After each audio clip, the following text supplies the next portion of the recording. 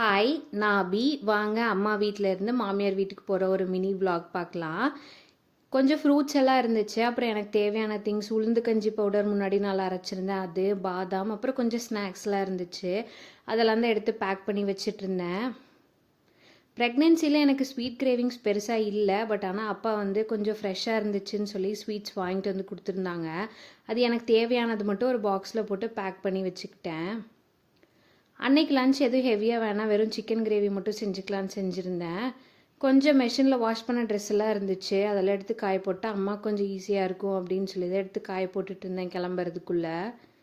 Things எல்லாமே back பண்ணி வச்சுட்டு நானும் ஹஸ்பண்டும் மட்டும்தான் அன்றைக்கி லஞ்ச் சாப்பிட்டோம். அப்பாவும் அம்மாவும் அப்புறம் வந்து சாப்பிட்டுக்கிறேன்னு சொல்லிட்டாங்க. ஒரு 2 o'clock போல் சாப்பிட்டு முடிச்சுட்டு நானும் ஹஸ்பண்டும் நெட்ஃப்ளிக்ஸில் த ரிபல்னு ஒரு மூவி ரிலீஸ் ஆயிருந்துச்சு. அதான் பார்த்துட்டு இருந்தோம்.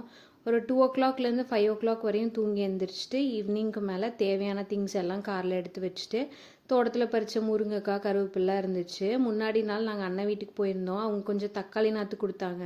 சரி நம்ம காட்டில் வந்து வச்சுக்கலாம் அப்படின்னு சொல்லி தான் எடுத்து வச்சேன். அப்படியே அம்மா கூட போய் ஒரு மணி நேரம் பக்கம் கடையில் டைம் ஸ்பெண்ட் பண்ணிவிட்டு நாங்கள் கிளம்பிட்டோம்.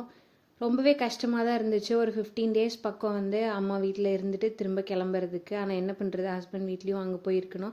ஹாஸ்பிட்டல் செக்கப்புக்காக கிளம்பிட்டோம்.